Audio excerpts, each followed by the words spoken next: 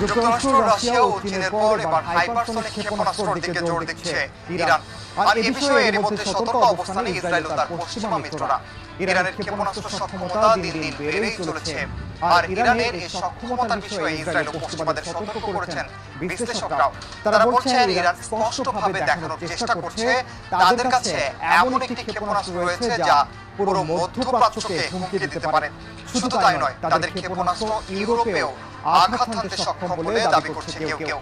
Iran গত কয়েকদিন ধরে বলে আসছে তাদের বানানো ফাত্তা হাইপারসনিক ক্ষেপণাস্ত্রের রেঞ্জ 2000 কিলোমিটারে উন্নতি করতে চায়, যা তাত্ত্বিকভাবে ইসরায়েল এবং পূর্ব ইউরোপকে হুমকি দিতে সক্ষম বলে মনে করেন সামরিক বিশেষজ্ঞরা।